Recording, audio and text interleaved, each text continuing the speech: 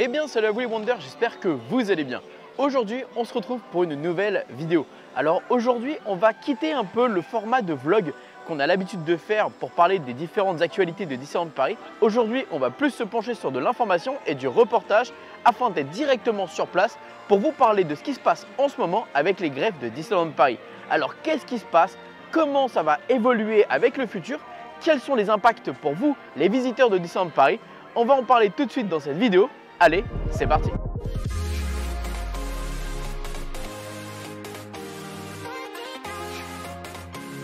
Alors si vous me suivez depuis un petit moment maintenant sur Instagram, vous devez sûrement savoir qu'il y a des grèves en ce moment à Disneyland Paris. J'en ai déjà parlé plusieurs fois, mais c'est vrai que sur YouTube, j'ai pas encore eu le temps de réellement faire de bonnes vidéos là-dessus, étant donné que pour vous dire la vérité, malheureusement j'ai eu un problème de micro. Mais c'est pas grave.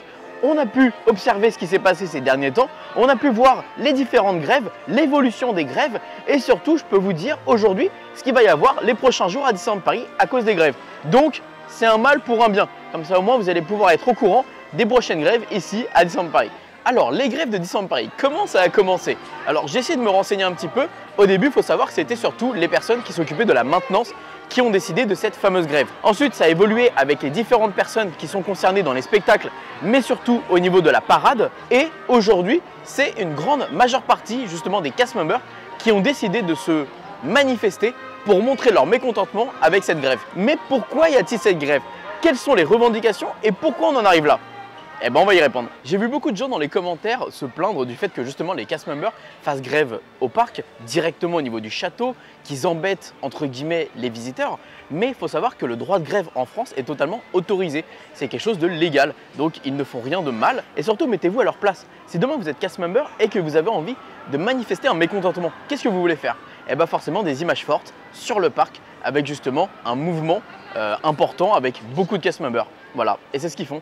C'est ce qu'ils ont compris. Forcément, ça va être médiatisé, ça va parler sur les réseaux sociaux et c'est ce qu'il faut pour que justement le plus de personnes soient au courant de cette manifestation et grève. Alors je comprends que pour les visiteurs, c'est pas si évident que ça parce que pour la plupart, vous pensez que la journée va être gâchée, vous pensez que forcément vous allez en payer les conséquences, vous pensez forcément que les cast members sont égoïstes alors que pas du tout. Alors déjà, il faut savoir que ce sont les syndicats des cast members qui ont justement cette pression sur les épaules. C'est eux qui prennent ces décisions et qui disent oui, effectivement, nous sommes en grève et donc forcément, oui, il y a des spectacles qui vont être annulés, oui, il y a des choses qui vont être annulées. Maintenant, les personnes qui sont principalement les fautifs, si malheureusement vous passez une mauvaise journée, c'est Disneyland Paris. Disneyland Paris doit trouver des solutions pour justement dédommager les visiteurs qui passent une mauvaise journée. Et vous inquiétez pas, Disneyland Paris a répondu et a trouvé justement une solution. Disneyland Paris a communiqué quelque chose qui était: en raison d'un mouvement social prévu ce samedi 3 juin à Disneyland Paris à l'initiative d'une partie du personnel, nous anticipons que certains spectacles ou activités puissent être perturbés, voire annulés au cours de cette journée. Les parcs et hôtels Disney resteront ouverts et nous vous efforcerons de proposer l'expérience la plus complète qui soit. Si vous le souhaitez, vous pouvez reporter votre visite à une date ultérieure. Exceptionnellement, les billets datés pourront être modifiés ou remboursés sans frais jusqu'au jour de votre visite. Pour les billets non datés, vous pouvez annuler ou modifier votre date de visite sur la plateforme d'enregistrement jusqu'à 10 h. Si vous avez réservé des prestations payantes en complément de vos accès, premier access, etc., réservation pour des spectacles, et que nous ne sommes pas en mesure de les honorer, elles seront remboursées sur simple demande. Voilà, Disneyland Paris a malgré tout trouvé une solution pour justement faire en sorte que si jamais vous avez un doute et que vous avez prévu un séjour à Disneyland Paris, eh bien vous pouvez trouver une alternative pour justement reporter votre séjour à une prochaine fois. Par contre, je sais également qu'il y a des abonnés qui ont demandé un dédommagement après une journée justement sur le parc et qu'ils ont eu justement gain de cause avec des invitations pour une prochaine journée justement à Disneyland Paris. Donc si jamais votre journée est réellement impactée, que vous avez eu des soucis, n'hésitez pas à aller directement sur le site de Disneyland Paris et faire une réclamation pour justement un dédommagement. Mais du coup, vous l'avez compris, ne vous en prenez pas aux cast members. Eux, ils sont dans leurs droits, ils font quelque chose de légal et surtout, ils font malheureusement ce qu'ils doivent faire. Maintenant, au niveau des grèves, pour le moment, on a eu différentes évolutions à ce niveau-là. On a commencé dans un premier temps par des grèves avec l'annulation de la parade. Ça, j'avoue que c'était quand même assez colossal. Annulation de la parade ou de certains spectacles, ça c'était quand même assez important.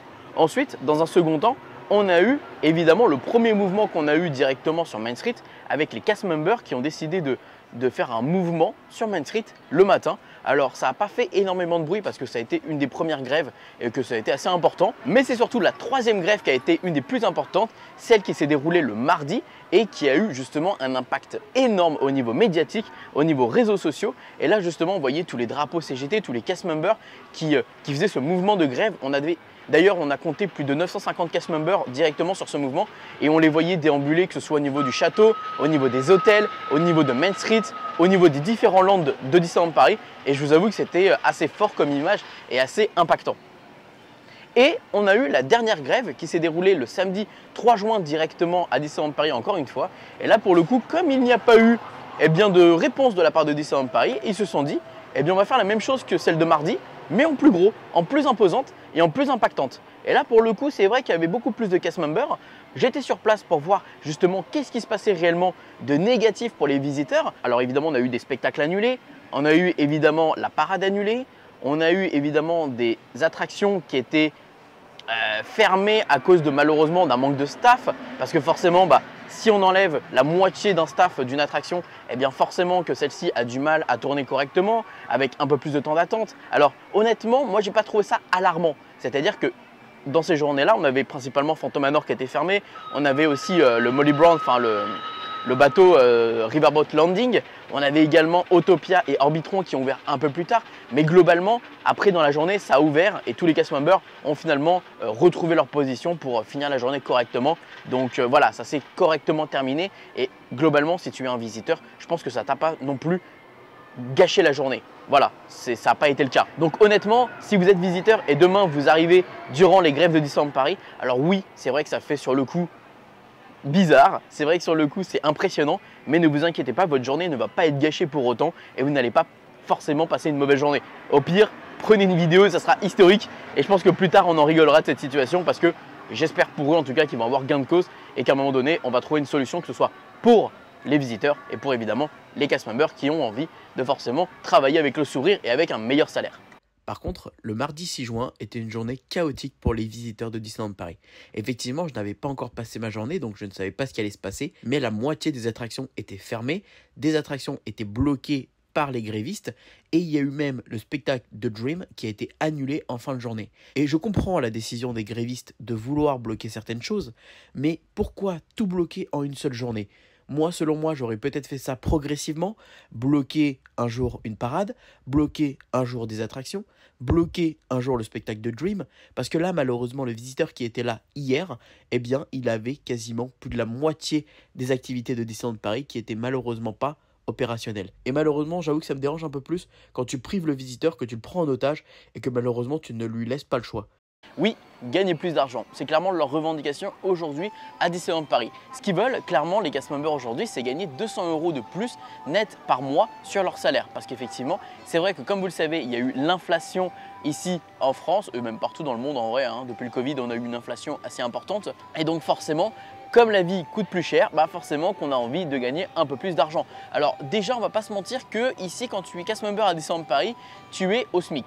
Et ce qui est assez hallucinant, c'est que qu'importe l'endroit où tu travailles, tu gagneras la même chose. Donc tu peux par exemple être dans un restaurant, par exemple tel que le Walt ou l'Auberge Cendrillon, où on va te demander un certain service d'excellence. Et à l'inverse, si tu travailles dans un petit corner où tu vends juste des boissons et des glaces à 40 degrés sous le soleil, tu vas être payé de la même façon. Mais en même temps, si tu es dans un fast-food à Hyperion à faire des burgers, tu vas être payé de la même chose. Et c'est assez bizarre quand même que Disneyland Paris te demande une certaine excellence, te demande un peu plus de ta part, mais que tu es payé moins cher. Alors à Disney World, ça se complète tout ça grâce évidemment aux tips. Forcément, si vous êtes habitué d'aller aux États-Unis, vous savez qu'il y a quelque chose qui s'appelle le tips, donc le pourboire, qui est assez important là-bas. Et d'ailleurs en majorité, il est obligatoire. Si vous allez par exemple dans un fast-food et que vous avez par exemple 10% de tips, 10% de tips sur une somme qui est de 15 $, parce que vous avez payé 15 $ un menu, vous n'allez pas avoir énormément de tips. Mais si vous travaillez dans un restaurant où les menus sont en général autour de 100-200 € et que vous avez 10% de tips, tout de suite ça devient beaucoup plus important pour vous en termes de pourboire. Je vous ai donné une fourchette, évidemment vous avez compris, ce n'est pas les chiffres exacts, mais globalement c'est l'idée un peu de la chose. Et donc c'est pour ça qu'ici à Disneyland Paris, pour tous ceux qui sont au niveau de la restauration, il y a un manque de personnel important puisque forcément ici à Disneyland Paris, personne ne veut travailler en restauration. C'est pas intéressant. Tu vas chez McDo, tu gagneras autant et tu auras peut-être plus d'avantages. Donc forcément qu'il y a ce côté-là où tu te dis peut-être que c'est pas si intéressant que ça de travailler à Disneyland Paris. Et qu'aujourd'hui, même s'il y en a qui adorent la magie et qui adorent cet univers et justement cette entreprise, eh bien commencent un petit peu à en avoir marre de justement gagner que dalle et forcément à la fin du mois de serrer la ceinture parce que malheureusement ici la vie à Val d'Europe est chère, je sais, j'y habite, donc je sais que les loyers sont chers, je sais qu'ici quand tu vas acheter à manger, forcément tu payes extrêmement cher à cause de l'inflation, les prix ont augmenté de partout mais ton salaire n'a pas augmenté. Donc au niveau des revendications des cast members, on est sur 200 € net par mois. Alors ça honnêtement je trouve que c'est quand même une des revendications les plus normale, on va dire entre guillemets, celle qui est pour moi la plus logique. 200 €, je trouve que c'est pas une somme astronomique et je trouve que c'est totalement correct pour finir le mois correctement et justement avoir la possibilité de vivre un peu plus ta vie et de pas seulement être à la merci de ton entreprise. Deuxième revendication, c'est d'avoir le week-end qui est payé double le dimanche. Alors c'est peut-être celle qui me plaît un peu moins. Alors je vais être transparent parce que j'ai déjà travaillé au McDo et dans des cinémas et vous savez quand vous êtes dans le loisir, eh bien le dimanche payé double n'est pas compté. Moi au cinéma je ne l'avais pas. Par contre aujourd'hui c'est vrai qu'avec l'inflation comme on en a parlé tout à l'heure, évidemment que les gens sont beaucoup plus stricts au niveau des salaires, les gens sont beaucoup plus à cheval là-dessus. Forcément qu'aujourd'hui tu as la possibilité de travailler à Disneyland Paris mais tu travailles le samedi et le dimanche, ou tu as la possibilité de travailler dans une entreprise qui va te dire ah bah non le samedi dimanche c'est repos mais tu gagnes la même chose, forcément que le choix est vite fait, on va pas se mentir. Donc si aujourd'hui tu veux travailler dans une entreprise qui va te faire bosser le samedi et le dimanche, forcément que tu veux qu'à côté le salaire soit plus important. Et donc c'est là aussi où je peux comprendre aussi leur demande sur les dimanches, ou en tout cas forcément que ça joue sur le salaire à la fin du mois. Également les indemnités kilométriques et les horaires qui sont adaptés, puisqu'il y a eu des problèmes au niveau des horaires. Certains cast members ne font plus les horaires qu'ils aimeraient faire, certains finissent beaucoup plus tard et le lendemain travaillent beaucoup plus tôt. Enfin c'est assez le yo-yo à ce niveau-là, j'ai cru comprendre en ayant discuté avec certains casts.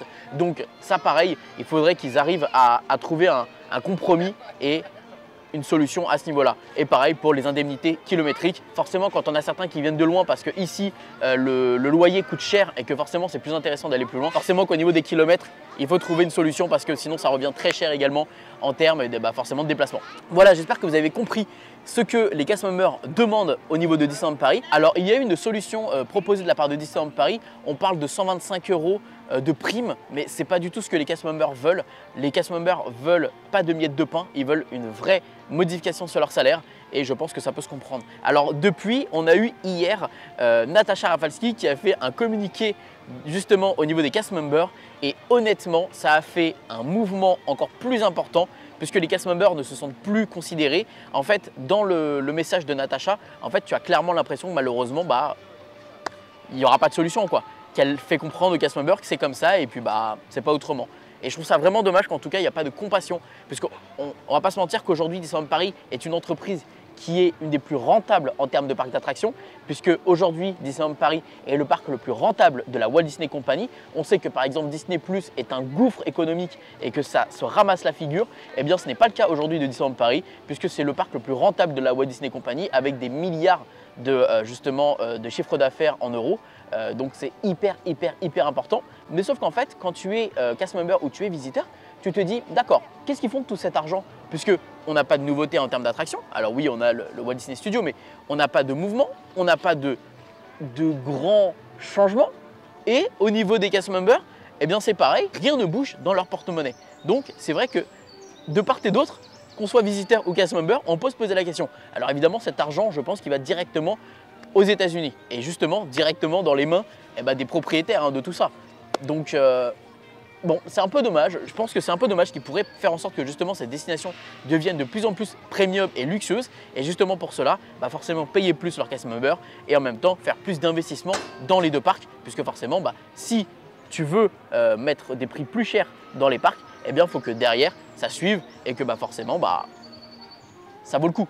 Alors suite au message hier de Natasha Rafalski, les cast members de Disneyland Paris sont encore plus mécontents de la situation. Ils se sentent même plus considérés par leur présidente et donc du coup ils ont décidé de faire grève à partir d'aujourd'hui durant tous les jours. Voilà, c'est une grève qui va avoir lieu tous les jours et là pour le coup c'est vrai que ça peut être un peu plus handicapant pour vous les visiteurs puisque forcément il y aura les attractions qui vont être impactées. Aujourd'hui, je suis sur le parc et je peux vous dire que par exemple, on a au niveau des Walt Disney Studios la Tour de la Terreur qui est temporairement inaccessible. On a au niveau du parc principal, au niveau des attractions, eh bien vous le savez, certaines attractions qui sont de toute façon fermées à cause de travaux. Mais en plus de ça, on a par exemple le labyrinthe d'Alice qui est malheureusement fermé, les voyages de Pinocchio fermés, on a le pays des contes de fées malheureusement inaccessible, également Buzz Lightyear Laser Blast. Donc ça fait quand même beaucoup d'attractions qui malheureusement ne peuvent pas tourner correctement. Et ça, c'est impacté forcément parce qu'il y a beaucoup plus de cast members qui sont dans la grève, dans ce mouvement. Évidemment, dans l'idée pour les cast members, c'est qu'à partir d'aujourd'hui, faire grève tous les jours. Malheureusement, ça ne va pas être si évident que ça, parce que pendant qu'ils font grève, évidemment, ils ne sont pas payés. Donc tout le monde ne va pas pouvoir se permettre, évidemment, de rater des jours de boulot et surtout de ne pas être payé pendant plusieurs jours et voire plusieurs semaines. Donc c'est une volonté de leur part, mais peut-être que de faire grève comme ça tous les jours, ça ne sera pas aussi impactant, puisqu'il n'y aura pas autant de monde. Donc forcément, peut-être que ça n'aura pas de répercussions en tout cas à Disneyland Paris. Voilà les amis en tout cas pour toute cette situation qu'il y a en ce moment sur le parc. Alors une question qui pourrait se poser, c'est pourquoi je suis autant investi justement dans cette grève des cast members. Rappelez-vous, quand j'étais à Walt Disney World, j'étais le premier à dire que j'étais choqué de la différence des cast members avec des cast members à Disney World qui avaient tout le temps le sourire et le plaisir de faire ce qu'ils font. Et ici à Disneyland Paris, ces derniers temps, on avait malheureusement plus justement le sourire sur les visages des cast members et on les voyait plus prendre du plaisir à faire ce qu'ils font. Et je pense qu'avec cette grève, on peut facilement comprendre pourquoi malheureusement ils ne prennent plus de plaisir et pourquoi malheureusement ils n'ont plus ce fameux sourire sur le visage.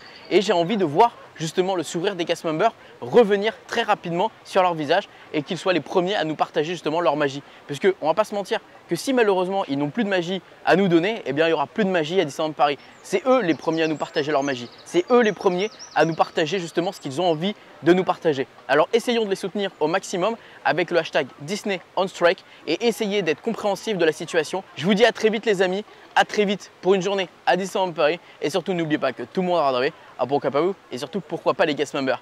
Bisous tout le monde, ciao.